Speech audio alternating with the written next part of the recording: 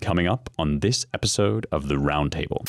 When old man Jaffa was alive, and you met him for the first time or whatever, I just remember an instance with an intern of Claremont, and you're kind of fat. He'd be like, so, you should fix that. It's like, if you're a little overweight. He even told me one time, he's like, Ryan, you put on a few pounds. Like, and he's, he was no trim fit guy himself, but his excuse was he was 85 years old and I was, 28. And it's not actually, in the end, in the way that it's entered into the bloodstream, it is not as like you must be, have 0% body fat. And it's not that you're a bad person if you're overweight. Right. It's just we should not embrace it as the left has, as this new community of protected people who, are virtuous because of their identity having to be morbidly obese. It's crazy.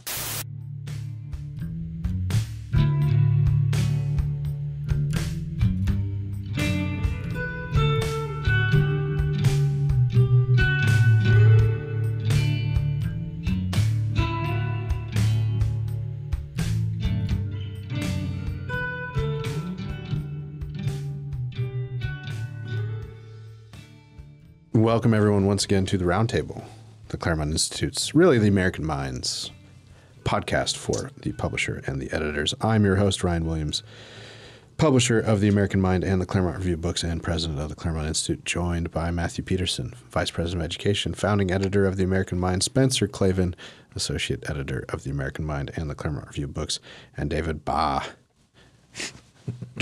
senior director of publications. I'm just going to make more elaborate titles for you every time, David. So, no, that's overlord of publications. James Polis cannot join us today because he is in Texas on the road, traveling to go talk to Rod Dreher about his newish book, Live Not By Lies. We teased that last week. If this is out before tomorrow evening at the right time, it might be. You can go check that out. Reference last week's podcast for the time. I don't remember. TPPF. The Texas Public Policy Foundation will be hosting it, and I'm sure there will be video of it even after the live stream. Well, speaking of Rod Dreher, we wanted to open the conversation today with talk of this Jericho rally that happened in Washington, D.C., funded by what we can tell by the MyPillow guy to a large extent. It was kind of a full day of a call to arms, a call to action, a rally in favor of election integrity, and with the implicit premise that Trump actually won, and there's fraud, and that we all need to do something about it. Jericho, of course, the reference to Old Testament times and the Jews' triumph at Jericho. And Eric Metaxas, who's familiar name to many of you, of course, was the MC for the whole thing.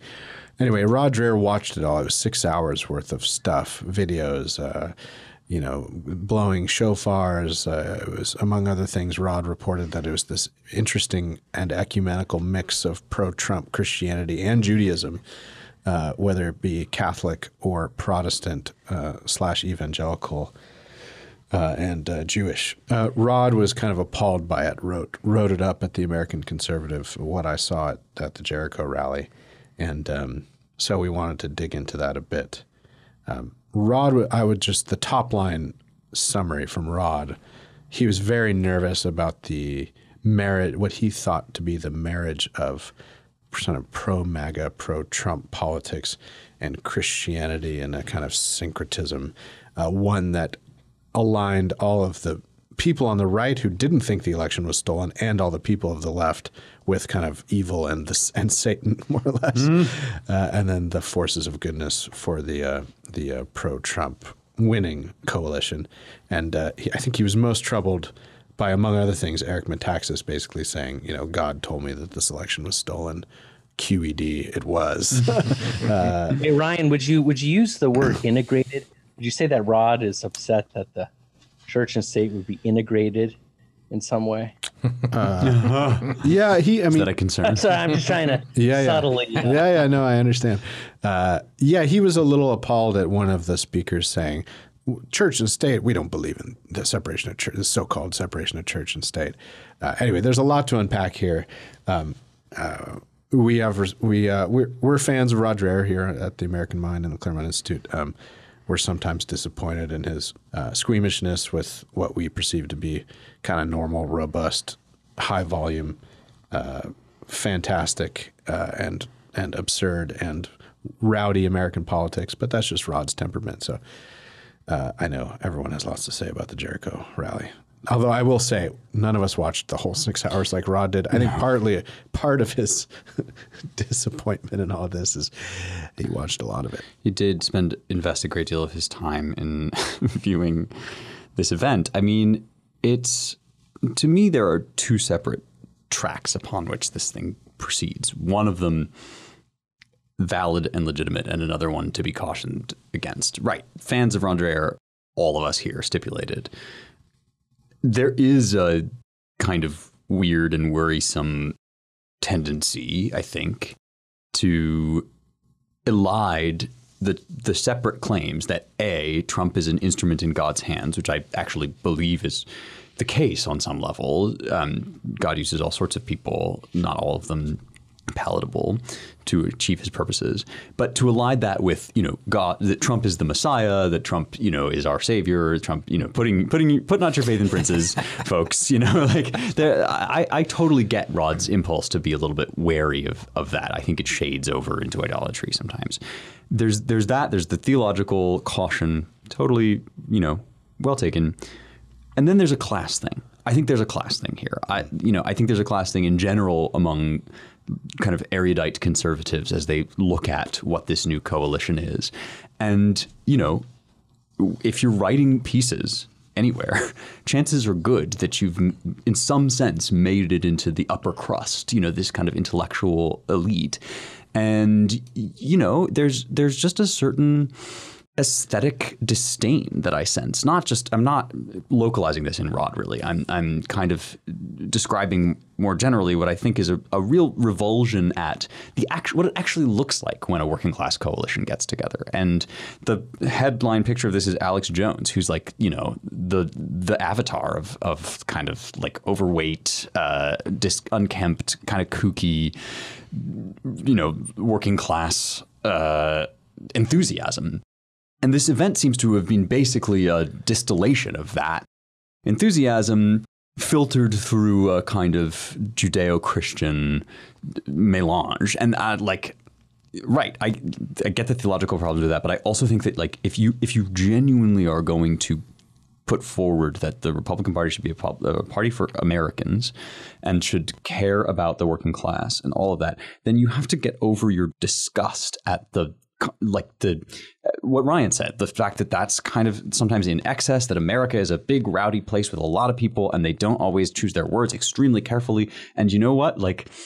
Them's the people, and them's the people that you preach to as a Christian preacher too, right? It's not just the people that you want to win over in an election. It's those are the unwashed masses. That's, you think that Jesus was out talking to more polished people who chose their words more carefully than the people at this rally? I got news for you, pal. He was dining with them publicans and them sinners, and they're kind of, I don't know, rough around the edges, man. I just feel I feel a certain aesthetic revulsion here that should be done away with on the right. That's spot on. It's of a piece with the aesthetic objections to Trump too. I mean, even amongst, I think it's a big part of the Never Trump crew at a certain level. Right. And none of them are a lot of them are not, as seriously Christian as Rod. But yeah, I think that's right, Spencer. And there's a certain, there's an open tent revival feeling to this whole thing, right, which is as old as America and as American as apple pie. And also even the My Pillow stuff alongside of it. I mean, go back and read your Mark Twain, right? The sort of Great Awakening, the Second Great Awakening in America was it happened alongside. Anytime you have lots of Americans out doing stuff, you're going to have people selling snake oil. Not that My Pillow is an excellent product. It's not apparently great. It does help me sleep. No, I'm just kidding. But people are. I mean, that's our big crazy commercial republic in action wherever large amounts of people are gathered. I have really strong feelings about this. I'm sure you do, Matt. I just, when I read Rod and I get it, what he's talking about, I feel like I'm reading someone who lives in an alien, universe. I mean, exactly what you're saying. There's never been an election in American history that doesn't have this conflation of religion and politics going right back to the beginning. And it's weird and it's kooky and it's hilarious. Yeah. I mean, I don't know. This part I wasn't appalled by. I thought it was awesome. He's like, there's now a black evangelical pastor on the stage holding a shofar in his hand. Jesus will rule in America, he proclaims. He's screaming about fighting witches and Marxism. The Jericho walls must come down. Now he's blowing a shofar. Also, buy a My Pillow. This what is a part this that is wrong. This is I don't understand America. any problem with that. I know that we're really divorced in the intellectual class and on Twitter. I would expect a little bit more Rod that he would realize. I mean, do you think this didn't happen in rallies for Bush? Right. I mean, when it was Jesus basically supports the Republican establishment candidate going back decades. Right. You know what's more absurd than Jesus supporting Trump directly is supporting those ass. Yeah. Right? And that happened for decades. So here's and I've been saying this to all the kind of people who are evangelical or formerly evangelical who are very insecure about what modern society thinks about them. And I speak from experience. Like I have been to many a tent meeting, right, where you're called to the altar underneath an actual tent in upstate New York, the site where a lot of this stuff started, or is famous for this kind of thing. I remember once being at some kind of, some Protestant conference my parents took us to, and they had all their adult stuff going on, and they would go to these meetings, and then the kids would go to their own meetings. Right. And there was this guy, and it made a huge impression on myself and my siblings and cousins. We were all there together. And as this fat, jolly guy who, we'd play all these weird games, like they were fun, where one side had to yell louder and the other side yelled louder. And at the end of the week, like someone gets the magic box with all the prizes in it, the side yells louder, right? But even as a kid, I was annoyed as hell because every night this guy would advertise the local TCBY. Remember, kids, after the show, after the worship service, go to the local frozen yogurt shop. I'm going to be there, the whole time. And so we used to joke, we would laugh as kids about his exaggerated advertising. I don't know maybe he got free yogurt, judging by the size. Surely. But he got something from them because he shilled them every night. Yeah. But this is how this stuff works. And so what's really curious to me is I think that in point of fact, the truth of this with Trump is, for most evangelicals even, there is less conflation of religion and politics than there ever has been in my lifetime during Trump.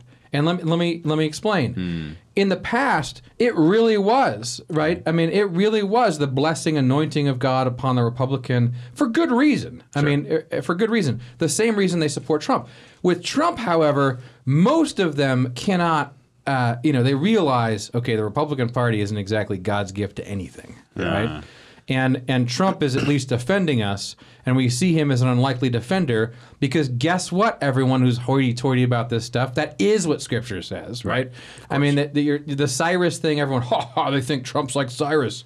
Well, if the guy's defending you, I'll take him. If I'm in Syria and I'm Christian, guess who I'm going to vote for? Well, right. I'm going to vote for the guy who defends me. So what I would say is, just to conclude, is I actually think the reverse of what Rod's worried about is true. That right now, the base is riled up and you get people with these, but this has always been there. I think that more evangelicals and folks who are religious and seriously go to church every week kind of thing than ever realize there's a separation and distinction between political parties and the church, and that most of them, in fact, that Trump has allowed them to see that, right? And they can make all the qualifications and distinctions. The majority of them, there's always going to be a certain percentage that does not, and that goes too far in the fervor of the moment. But even then, sometimes I kind of agree with some of the things they say, and I think you're right that there's just a lot of snobbery here. But it's weird coming from Rod because you'd think he would get that, but I guess a lot of people don't. Well, I mean, you either have affection and love for this mode of American populism, or you're revolted by it and you have a kind of aversion and you're allergic to it. But you don't get other people. You don't get other American people to imagine into being. Like, this is them. And that's, why I evoke the publicans and sinners. It's like them's the people. And like, look, it's very easy, I think, for somebody like me to shade over into like, you know, I am a man of the people, when in fact, right, like coastal elite raised in London, like, you know, all of these things, you know, I do not wish to present myself as some kind of like down home person that like totally gets where you're coming from. But like at the very least, you know, like you either are trying to win these people's support, or just like the left, all you're saying is, it doesn't matter what you think because you're smelly and you're weird and you talk funny. Like those are your options. And frankly, like I would not want to worship in the way that these people are worshiping, but I'm like so ready to stand with them. So ready against this bloodless, empty consensus elite who want me and these people dead, right? Like that's what we share. And don't you think on the other side of this, or at least irrelevant. Right. They don't all wish you dead, but they wish chase the cucks out of the temple with whips and cords. Based David Barr sailing. Don't you think on the other side of this that just really irks me is it's very easy to make fun of this because it's so campy, right? And so it's kind of obvious to see when it goes wrong or awry.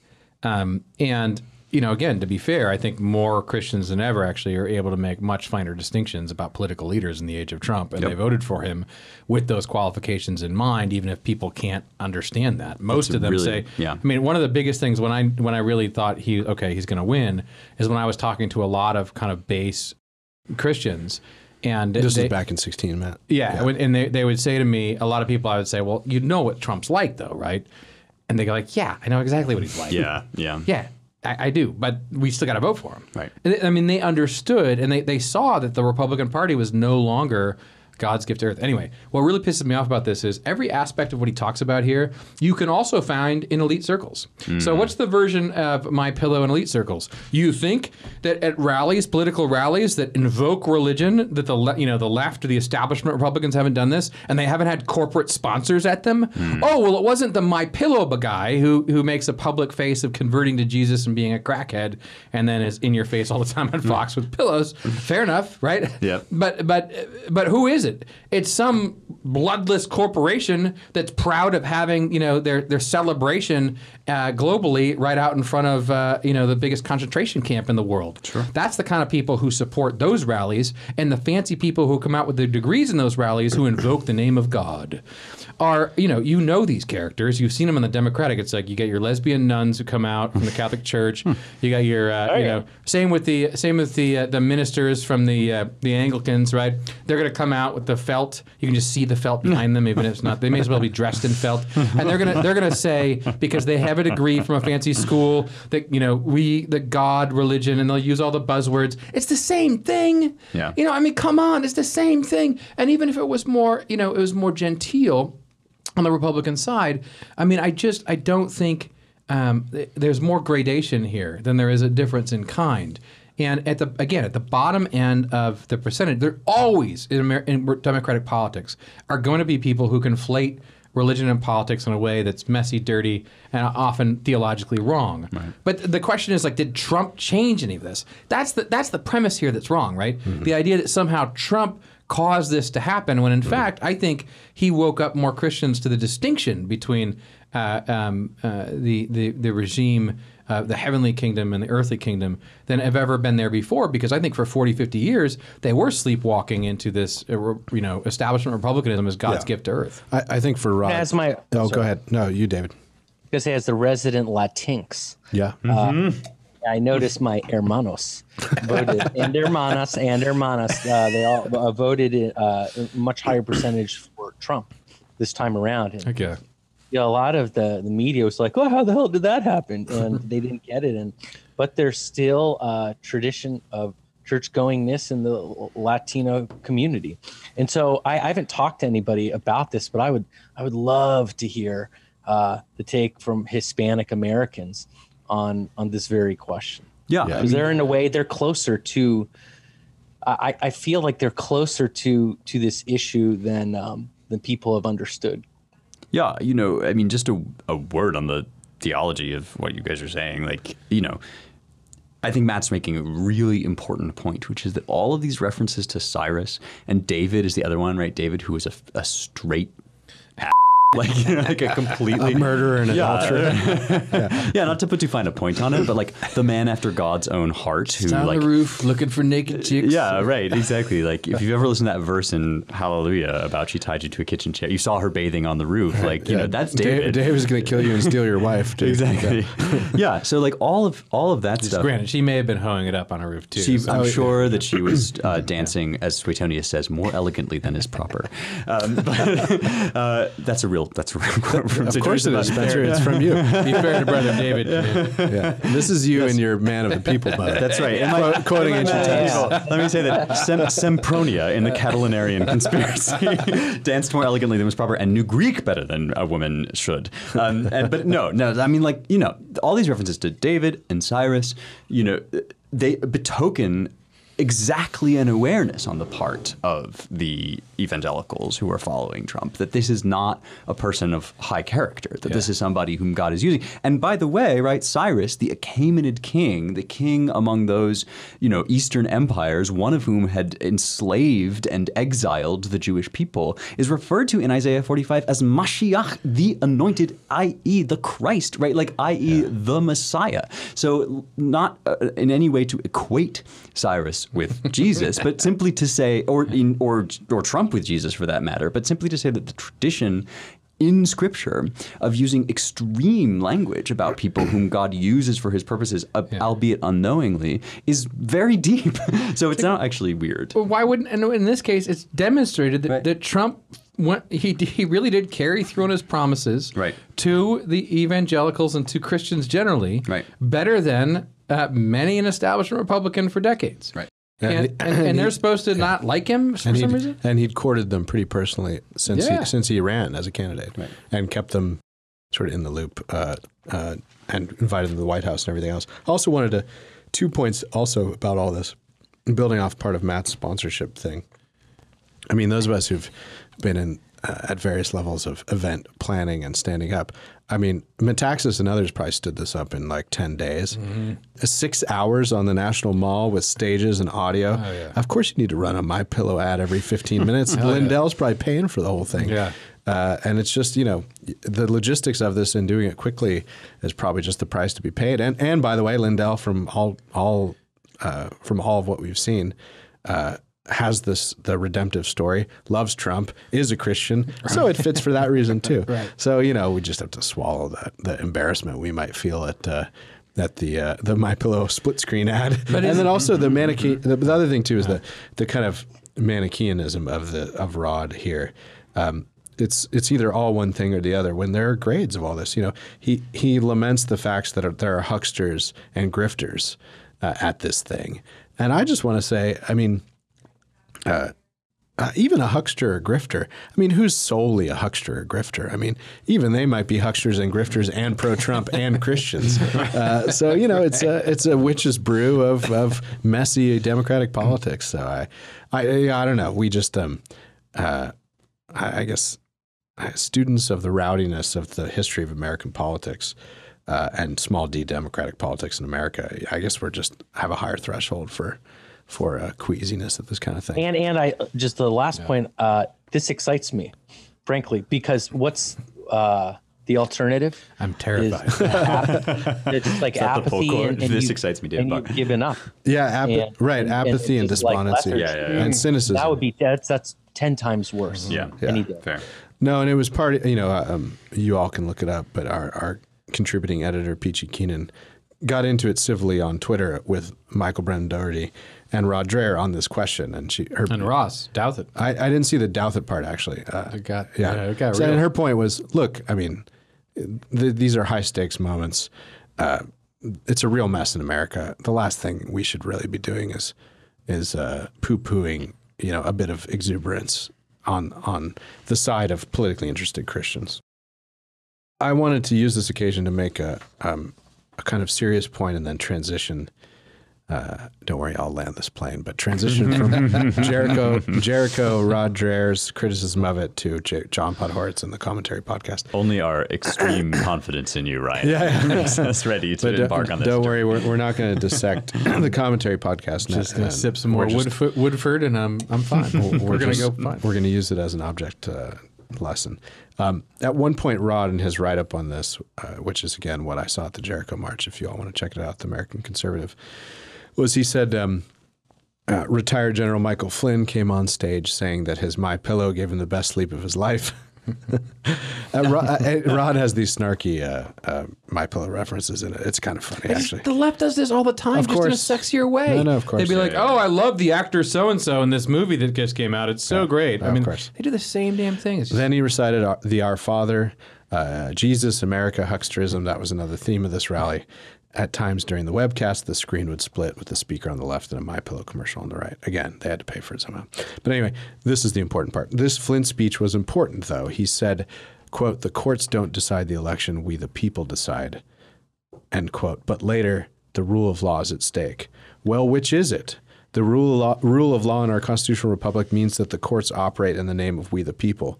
Flynn declares mob rule over our constitutional institutions in the same speech in which he decried the loss of the rule of law.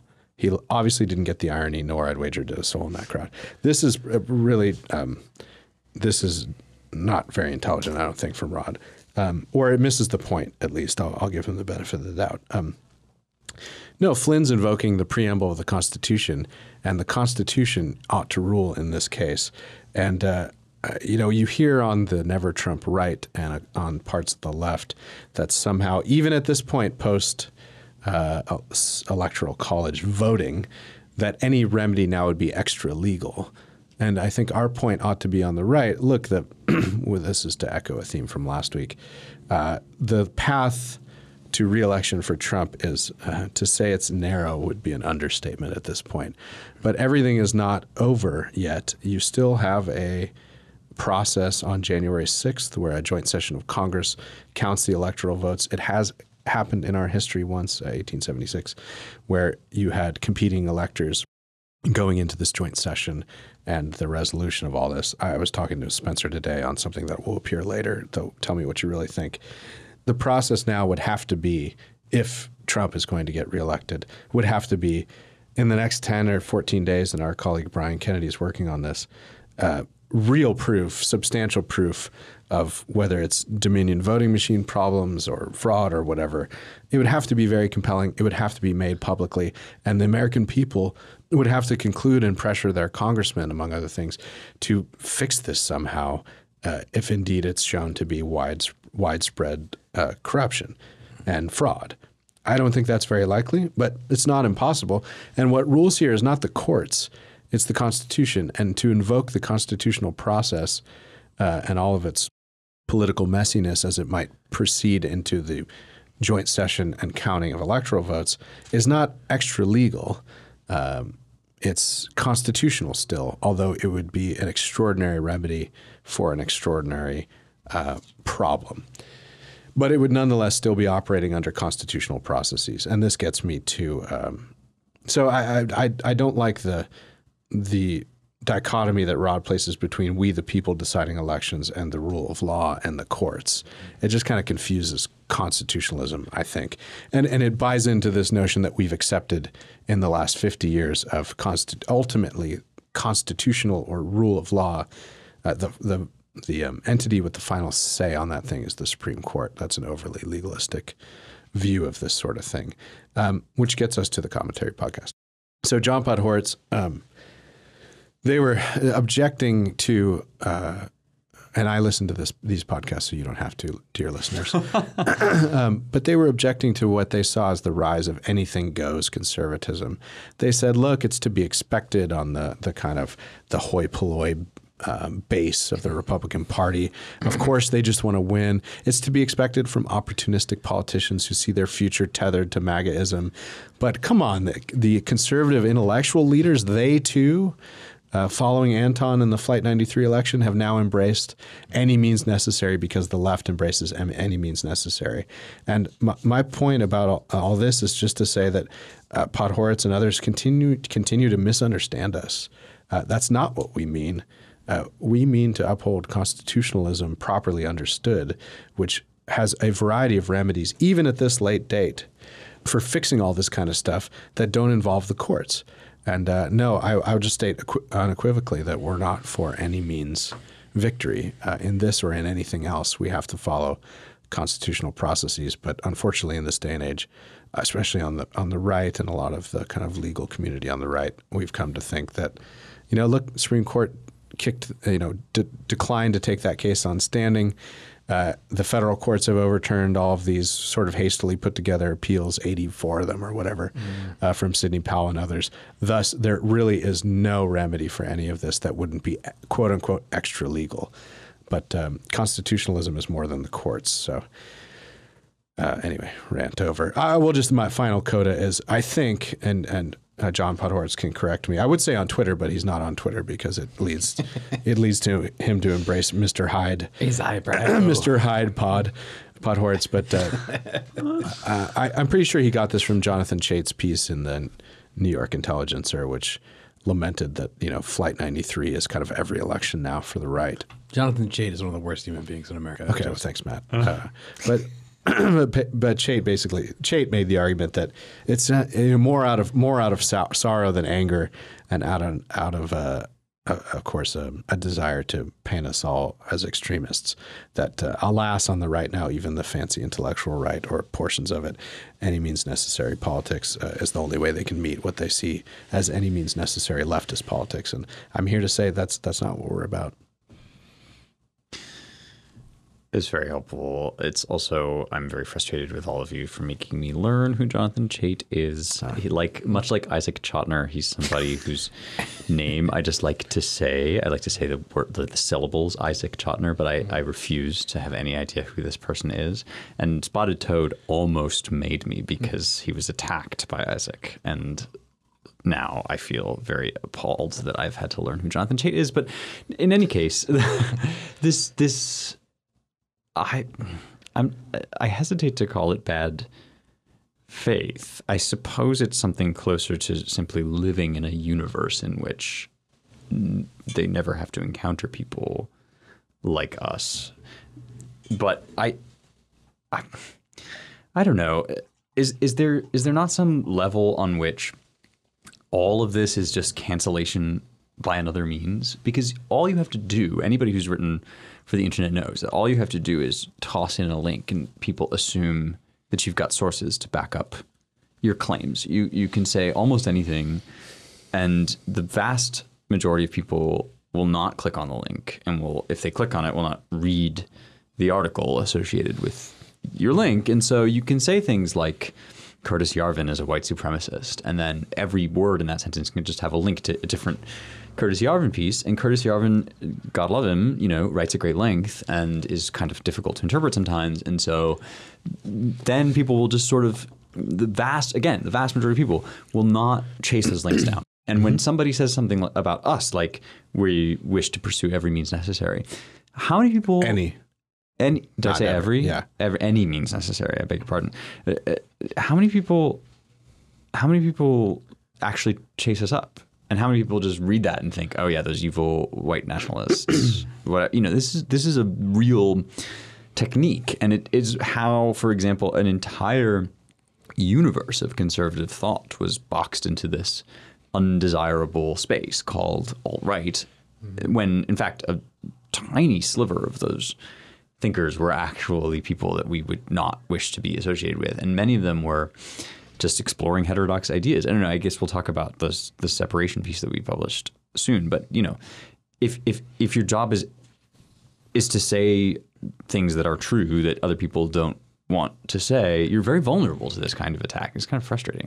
My favorite from the from a pretty non-serious side on the left, but nonetheless an interesting one was one of our John Marshall alums. It was just made a federal judge in the Tampa area. She's the youngest in the country, actually. She's a lovely, lovely woman, very smart. Her husband worked at DHS, among other places in the Trump administration. But I think it was on Wonkette. And my favorite line along these lines, Spencer, was, and it's a twofer, right, was she clerked for, she's a member of a what did she call it? Extremist organization, the Federalist Society, and she clerked for Those who can't see me, I'm falling out of my chair. The older line in the Kavanaugh era, those many years ago, was credibly accused. But no, she said she clerked for accused, not even credibly accused, but accused sexual predator Clarence Thomas. So that was the extent of their fulminations against this young judge. This is legitimately one of the ways in which coming to work at the Claremont Institute shaped me very early on intellectually, which was that we were just about to publish Courtesy Arvin. I can't remember if I've told this story in this podcast before, so our listeners can stop me. Oh, wait, you can't. So here I go. They can do nothing. You're powerless to stop me from telling the story, which is that, we were about to publish Courtesy Arvin. We had just published a review of Bronze Age Pervert. And, it fell to me to kind of be one more vet on Yarvin and to check out all the claims about him. Right. And I, having just arrived, was a little bit like, holy crow, who is this guy? And all these things that people are saying about him. But of course, it being my job, I then just chased down all the links and read all the pieces, and it was astounding to me. It was a true red pill moment to actually read the pieces that were being linked in the Wikipedia article about him and grasp that in none of them was anything like what was claimed being said. I would advise that as a procedure to anybody, even if you're not being paid to do it. Just go out and actually just pick any one person, Nick Land, pick Nick Land and just read what's been saying about him, what's being said about him on supposedly authoritative sources, and then chase the links up, and then see if what you read conforms with what's being claimed. Yeah, and under Wonkette's standards, we'd have to say that we now have accused sexual predator President-elect Biden, as well as accused sexual predator Governor of New York Andrew Cuomo, right? But as you well know, it doesn't work that way. No, of course not. That's precisely my point. Right. Yeah. I just want to bring in Jonathan Chait. I love this guy. He's one of the best propagandists they have, most outrageous propagandists they have. But why would you take seriously a man? This guy, so he wrote the article about Anton, Flight 93, rent-free in their heads, Anton lives forever. We love it. We love it. And Podhoretz, who has been very kind to me online, I'd have to say, but has made some very large mistakes and sometimes hasn't been kind to many friends of mine. If he's reading these articles, God help him. The best article that was ever written was the New York Magazine cover with all the graphic with all the different conspiracy lines about Trump. And when you just pull it up, when you just search for it, Jonathan Chait, Trump asset cover, what comes up from New York Mag is, what if Trump has been a Russian asset since 1987? Yeah. That's actually what it says from the New York Magazine. So the article, I think it's 2018, the title when you go to the Intelligencer is, will Trump be meeting with his counterpart, or his handler? A plausible theory of mind-boggling collusion by Jonathan Chait. Mm-hmm. This is these guys. Insane conspiracy theory. Insane. This is a pure propagandist. And what Spencer's saying is so right. It's like they have this line. You guys think you can do anything to win, so you don't care about the Constitution anymore. And the truth is, because we want you to get off your ass and try to actually win politically, though, because we want you to actually win within the bounds of the Constitution, because we want to resuscitate a Constitution that's actually strong and not co-opted in the way it has been by the judiciary, et cetera. The whole premise is insane. And if you're listening to Jonathan Chait about anything, you're just far gone. I just think as long as we're writing articles in that modality, I would like to be paid for writing an article called "What if aliens already have contacted the U.S.?" It's more likely. He's really, he's saying since the 80s, the Russians have owned Trump and Putin is his handler. That's really what this guy is actually writing. And you're supposed to take these people seriously.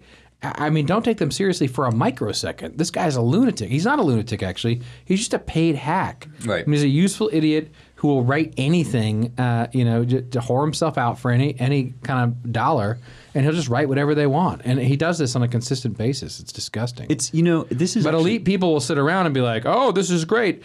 I'm much more sophisticated than the people who need to read the National Enquirer or the New York Post. I don't go to shofar rallies. By the way, these are the crystals that I put up my anyway. Give me a break. Put up your what, man? This is actually in some sense what we're developing is the beginnings of like a hermeneutics of modern media, which actually, except perhaps in the collected writings, the collected papers of James Poulos, that actually maybe doesn't exist as a way to interpret each of these various signaling mechanisms. Look, I would love to be taken seriously enough to face sustained, cogent, detailed criticism. Exactly. In my personal writings and on the American mind. Every writer, every true person who wants to communicate through writing or otherwise wants this. Desires that, exactly. And we are lucky here that we actually do have a pretty sophisticated audience that offers that to us in good faith and in many cases out of an abundance of charity and generously. They write at length to us about our work. That is where iron sharpens iron. That is where I feel, at least, that I become better as a writer, as a thinker, and so forth. This is like not even worth engaging with. This is like the people on Twitter that just log on and every month or so they just respond to every one of your tweets with like a personal attack. Right.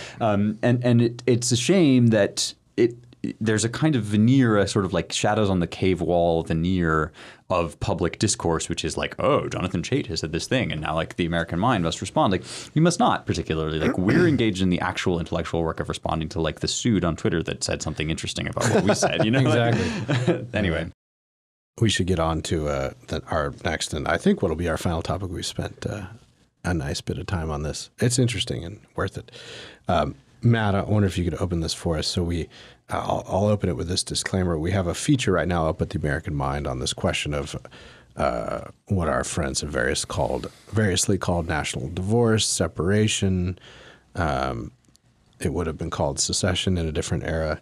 We have a head note for all of these things by saying, look, we're not advocates for this sort of thing. We're not advocates for secession or anything like it. But these are the conversations going on in private amongst, folks on the left and the right, frankly.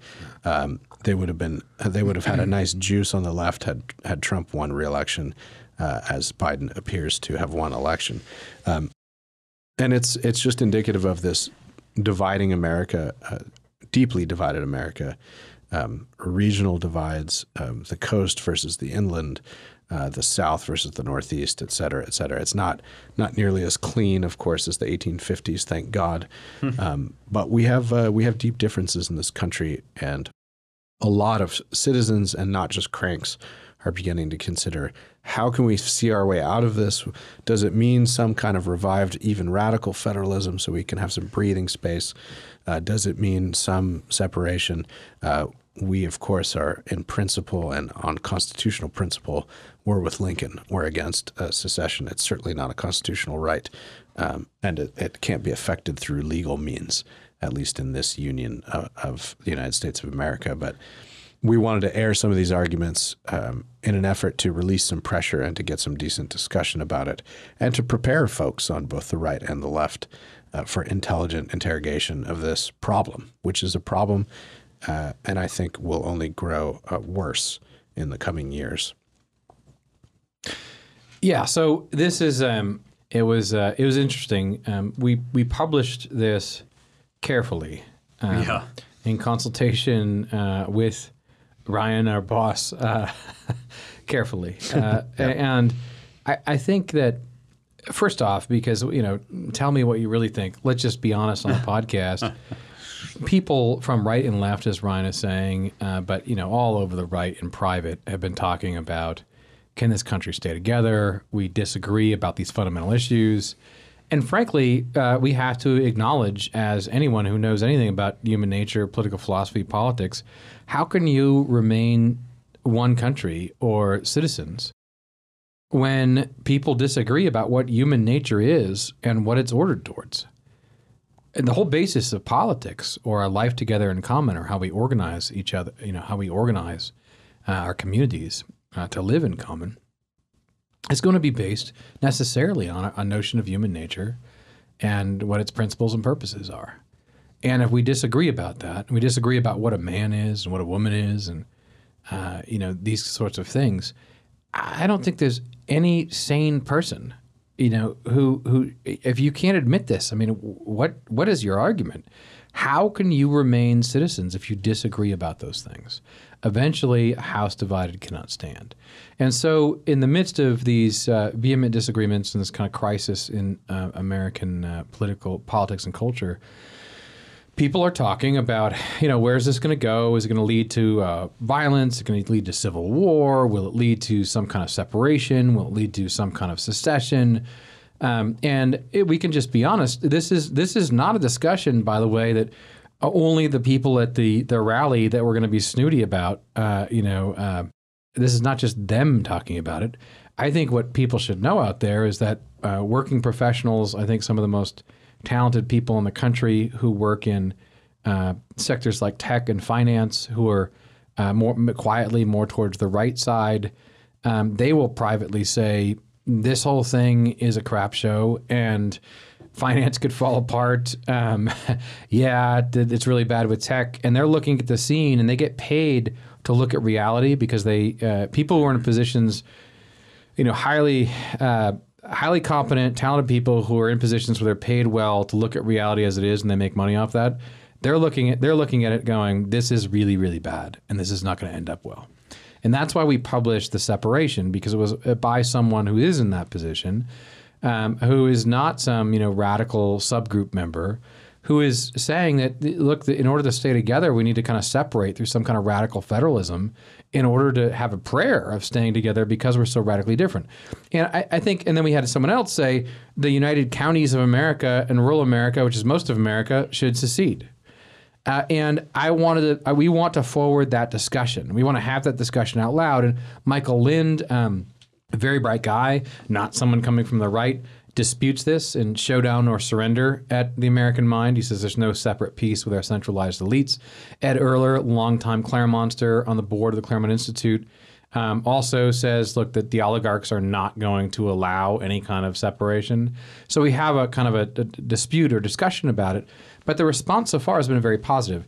I just want to say, Marshall McCallum mentioned the fact that Claremont published these articles. And I think Ryan just gave a qualification as to why. Yeah. And she mentioned this in response to Geraldo, who was going off in kind of a normie way about, oh no, Rush Limbaugh is totally wrong to talk about people that are talking about this. And then Rush himself mentioned the fact that we had talked about it, saying like, no, people are talking about it. And I just want to say, I'm not sitting here thinking like, advocating for secession. We're not publishing this really even to cause trouble. I'm really saying we're going to get into more trouble if we don't allow this conversation to happen. Right. Because it's happening behind the scenes, from the powerful to the not powerful.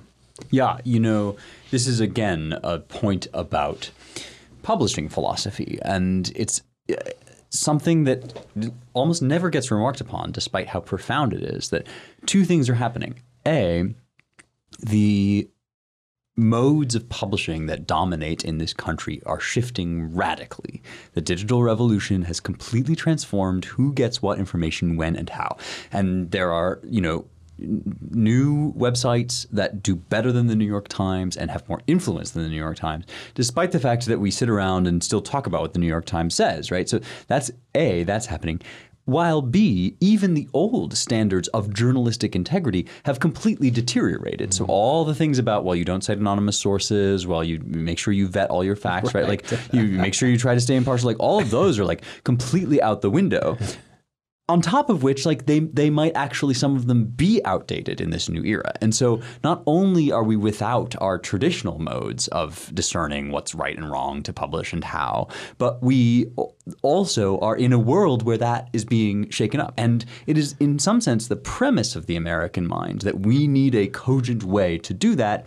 And another premise of the American mind is you take the American mind as you find it. You do not lie about who is saying what. And so, yeah, like one of the things that we have developed over time together, I think, is we when to put an editor's note saying we don't endorse this because we don't endorse this as a course of action, but we want to talk about it as a thing that people are saying. And when you don't, and when you just sort of publish the thing, and that's a matter of prudence that we're feeling out. Yeah, shouldn't we say? I mean, it's true that every piece we publish, we could write an editor's note and explain why we're doing it. Of course, but the problem is that, as you allude to, I mean, a lot of people don't even understand. They can't even imagine a media that would actually be shining a light into what people actually think, and giving different viewpoints on it, which we do frequently. And the problem is when it's something especially controversial, we kind of prudentially saying, we don't necessarily agree with this or not. We just want to shine a light on what people are saying and what people ought to be talking about. Yeah, because there's a whole ethical mindset evolving that basically implies that to simply acknowledge the existence of a series of thoughts is yourself to become implicated in all of the evils and all of the undesirables that we want to associate with these thoughts. It's a very elaborate architecture designed only to control, control what people can and can't say. Pure power play. Right. And in some sense, if we have a mission, it's to dismantle that architecture and to present things for publication that deserve a hearing, right? They deserve a hearing if for no other reason than, as Matt suggests, because to deny their existence is to play right into the hands of chaos and dysfunction and crack up. If anything, we are taking the only available step to prevent national crack up by addressing the possibility that people might be talking about it in a serious way. Yes, exactly. It's analogous to Brad Thompson's objection to us reviewing BAP, and then having it out with him. In just one instance on the American Mind, Brad Thompson's objection was that we're introducing into the bloodstream of the right this kind of, pajama boy Nietzscheanism, or as he deridingly called it. But in Anton's original review, of course, the end of the review finished with, Anton was very sympathetic to the sort of sentiment which behind the popularity of Bronze Age Pervert, which is that there's a good portion of the young right especially who are kind of exasperated by and fed up with and kind of disgusted by the fecklessness of the GOP establishment and Conservatism Inc. in many regards. And so they're excited by, as kids always are, by this kind of quasi-romantic Nietzschean, very irreverent Bronze Age Pervert. But at the end of Anton's review in the Claremont Review books, he said, the claim to rule that Bronze Age Pervert seems to advance is kind of forced piracy and natural inequality. And Anton says that's not the claim to rule that's presented at the founding. It's not the claim to rule that we all, as students of political philosophy, have come to realize is really the only solid basis for justice, and especially in a modern regime. And so challenged that. He did it gently because partly we wanted to speak to the audience enticed by this sort of thing. But it's to say that we're just injecting this into the bloodstream of conservatism is silly. We wanted to raise the argument, and it's an argument we're going to continue to have. And I'm sorry, but I think Brad listens to this, and I'm developing this in a longer sense in essay form, but it's just simply not enough anymore to say the alternative is the founding and here's how you ought to understand it at book length form or even essay length form. We have to get a little more creative in how we speak to the disgruntledness of the various factions on the new right, including the young. And it's just not enough anymore to say and look, we've made a business about this forever, and we've kind of learned this lesson after teaching this for 40 years. You have to find new and creative ways of speaking to your audience, and it's just not enough anymore to say the founding is the solution, and here's how you ought to understand it. We think the founding is the solution, and Brad Thompson in many ways has fine ways of understanding it, not in every sense, but we're out here exploring the various ways to speak to the folks on the right who are dissatisfied with how we've been doing politics and intellectual conservatism for the last 4 years. Yeah. So this is not really okay. Jericho and what you just said put together. I have a BAP point from the Old Testament for everyone listening. You realize that Jericho comes from the gospel of the gospel. We should reiterate to everyone that when we say BAP, that's shorthand, as it's come to be known, and people who sort of follow all this stuff. That's just an acronym for Bronze Age pervert, who wrote this weird little book called Bronze Age Mindset, which Mike Anton reviewed in the Claremont Review books. For any of our new listeners who are which is very confused about what the hell we're talking about. Very naughty, but talks about kind of the relationship between getting back to body and nature. And, Joshua, the book of Joshua is where Jericho, the story of Jericho comes from, and it's the whole beginning of the book. And Joshua is the guy who leads the Israelites after Moses dies. And the first chapter, even in modern kind of evangelical Protestantism, is notable because of this phrase, be strong and courageous, God tells him, I think 2 or 3 times. And then he goes to the people and they say, we accept you. Be strong and courageous. And I was thinking about this in light of mindset and other issues. Yeah. And it was kind of one of these late nights we were up, and I just happened to start reading the book of Joshua. But the opening of it, be strong and courageous, is interesting to me because notice the two aspects that go together: courage and strength. Yeah. And courage is a virtue you develop over time. Strength is even more, though, in your power. And it's very much what the best part of the weird, wild, and naughty Bronze Age mindset thing has, right? Strength is actually something you can develop. Right. And strength and courage are different, right? Because they're 2 different words that link together, and God is saying, be strong and courageous, go forth and conquer. A kind of Christianity that we don't hear about very much today.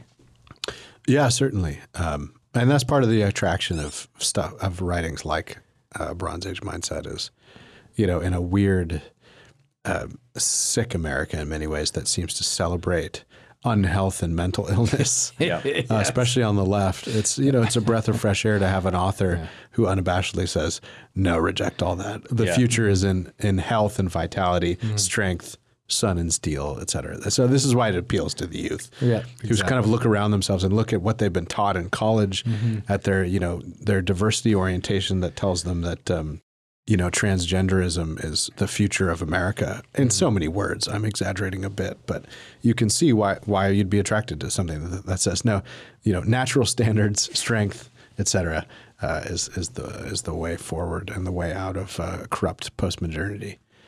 And there's definitely plenty of consonance there with Nietzsche, but it's not merely Nietzscheanism. No. And even if it is merely Nietzscheanism, which I don't think it is, our friend Eric Root in his critique of Thompson wrote a bit about this. Even if it is merely Nietzscheanism, the attractiveness of it is not merely Nietzscheanism or merely Nietzschean. Exactly. That's an important distinction. Yeah. No, I think Christianity in a way is Nietzsche's friend because I think the older Christianity understands that his critique is exactly right. Yeah. I mean, Lizzo, not long before we recorded. Dude, I was about to. Are you about to do this? Do you want to? I was about to bring up Lizzo. Well, yeah. No, go on, Spence. We're on the same. So for our listeners who don't know, Lizzo is a pop star who weighs just approximately 500,000 pounds. I mean, this is like a big bottom girl. Yeah, right.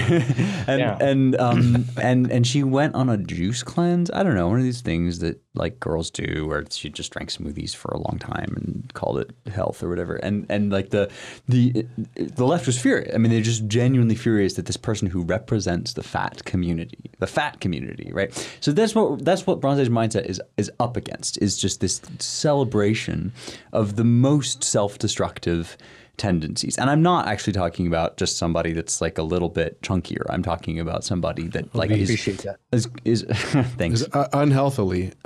Yeah, this is a person who's like putting herself at serious risk for heart disease and a million other things. All of this having been said, like this is what BAP injected into the culture of the right that was really, really healthy, is like the new nationalism, is handsome nationalism, as Pedro Gonzalez says, like take care of your personal appearance because it is in the outer form of some inner reality that actually matters, and not being ashamed to say that. That's all I have to say. Yeah.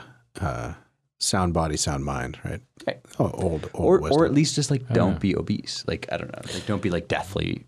Oh yeah, I know, and you get, Matt knows this, but it's before your time, Spencer. But when old man Jaffa was alive, you know, and you met him for the first time or whatever, I just remember an instance with an intern of Claremont, and you're kind of fat. He'd be like, so, you know, you should fix that. You know, it's like, if you're a little overweight. He even told me one time, he's like, Ryan, you put on a few pounds. You know? Like, and he's, you know, I mean, he was no trim fit guy himself, but his excuse was he was 85 years old and I was, 28. And it's not actually, in the end, in the way that it's entered into the bloodstream, is not as like you must be, have 0% body fat. And it's not that you're a bad person if you're overweight. Right. It's just, we should not embrace it as the left has, as this new community of protected people who, are virtuous because of their identity having to be morbidly obese. It's crazy. Yeah, I love Java for that. Yeah. I mean, both if you're a smoker. Yeah, he's an all-purpose moralist. You're a smoker. You need to work out, quit smoking. Exactly.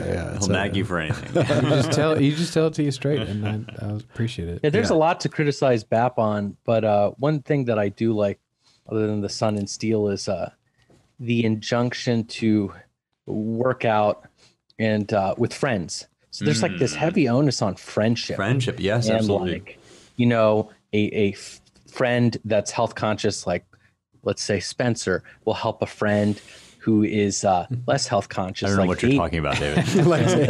Spencer's not going to help you. He doesn't knock me and call me a pathetic fat body. He's just like, hey man, you're my bro. And but like jokes aside, that I texted you a lot of supplement recommendations, David. Yes, you did. Yeah, and I just wanted drugs, man. I was like, some injections to get muscles.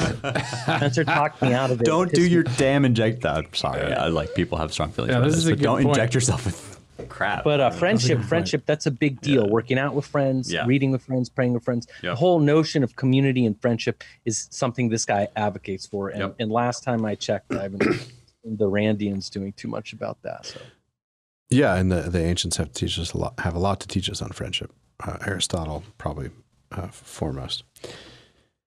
Okay, well, thank you all for listening to the Roundtable. If you want to support our work, go to claremont.org/donate. If you want to learn more, visit our websites at americanmind.org, claremont.org, and claremontreviewbooks.com. Don't forget to rate us highly, very, very highly. Only the best reviews, the best. Share and subscribe on Apple Podcasts or wherever you get your podcasts. I like Pocket Casts, actually, because you can download them easily. I will say, actually, Apple Podcasts interface still not great. Not so great. No, despite all of Apple's other virtues. Anyway, thanks to the production and engineering crew, Jake Gannon and Annalisa Lee. Jake, thank you for all you do, despite your penchant for bringing me much, much too sweet booze. Thank you, everybody. Talk to you next week.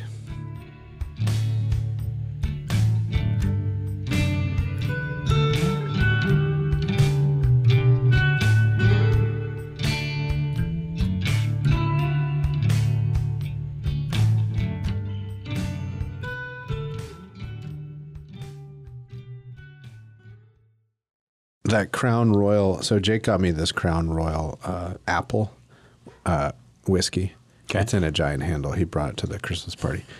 It smells like an apple Jolly Rancher, by the way. It doesn't taste quite that bad, but it's close.